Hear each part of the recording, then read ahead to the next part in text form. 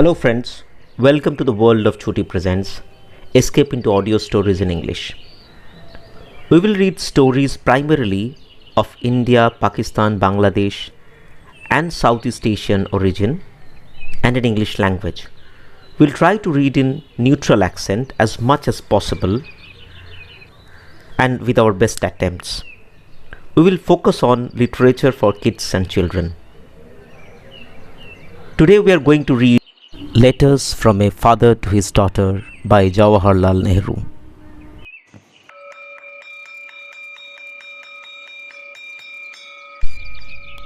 Letter 15.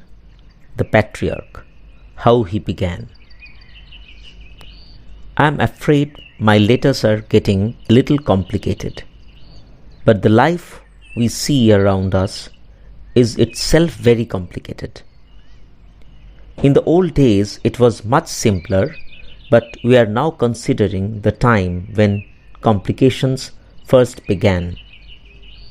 If we follow up our inquiry slowly and try to understand the changes in life and society as they came in, we shall find it easier to understand many things today.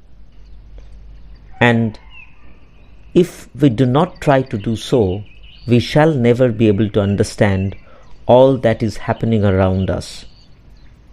We shall be like children lost in a dark forest. It is for this reason that I am trying to take you right back to the edge of the forest so that we may be able to find a way through it. You will remember that you asked me in Missouri about kings and what they were and why they became kings. We are now going to have a little peep in those far off days when kings began.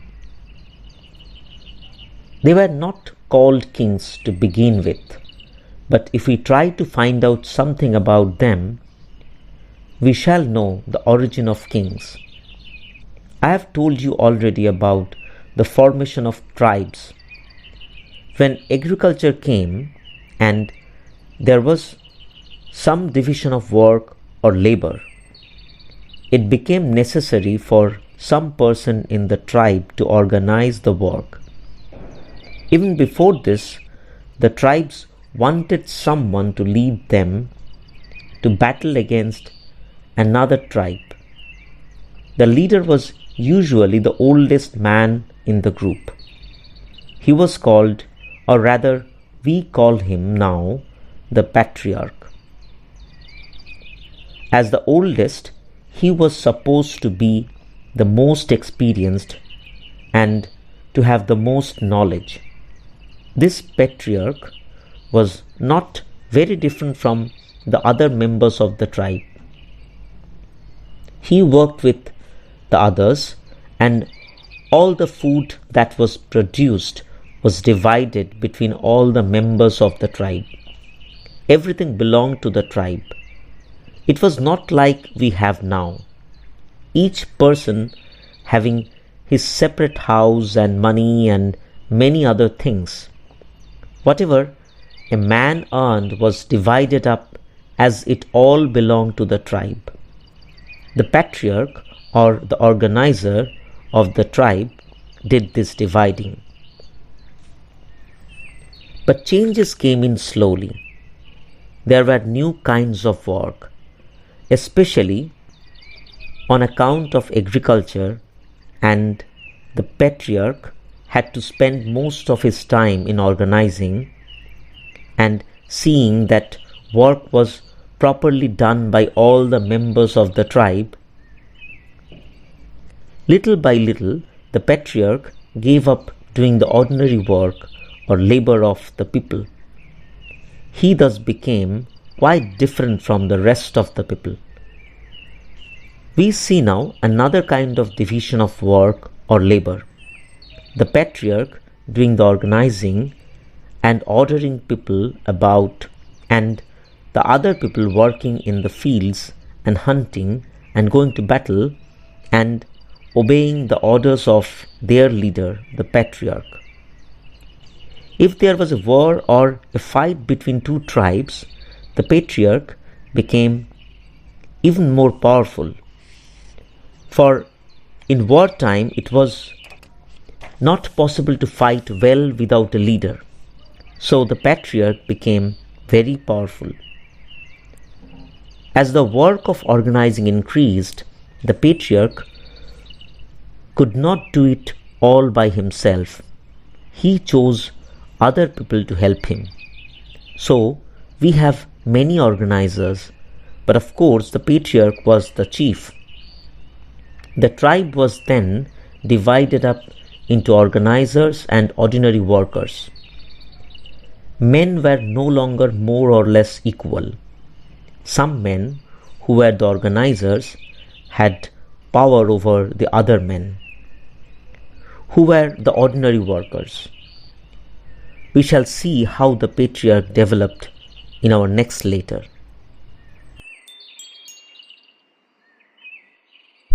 Letter 16. The patriarch, how he developed. I hope you do not find my account of the old tribes and their patriarchs very dull.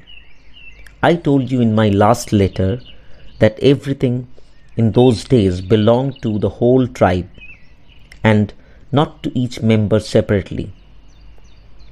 Even the patriarch had nothing special to himself. As a member of the tribe, he could only have a share like other member, but he was the organizer and he was supposed to look after the goods and property of the tribe. As his power increased, he began to think that these goods and property were really his own and not the tribe's. Or rather, he thought that he himself, being the leader of the tribe, represented the tribe. So we see how the idea of owning things for oneself began. Today we are always thinking and talking of this thing being mine or yours, but as I have told you, the men and women of the first tribes did not think in this way. Everything then belonged to the tribe. The old patriarch, however, began to think that he was the tribe, and so he looked upon most of the things belonging to the tribe as his own. When the patriarch died, all the members of the tribe gathered together and chose another person to be their leader or patriarch. But usually the family of the patriarch knew more about the work of organization than the others. As they were always with the patriarch, they used to help him in his work, and so they got to know about it. It so happened, therefore, that when an old patriarch died, the members of the tribe chose someone else from the same family.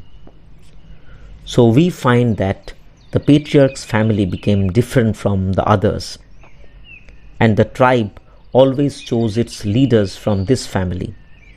Now, the patriarch had a great deal of power. Naturally, he wanted his own son or brother to succeed him as patriarch, and he tried his best to bring this about. So he trained his son or brother or some other near relative so that he might succeed him. He even told the tribe that a certain person whom he had selected and trained must become patriarch after him.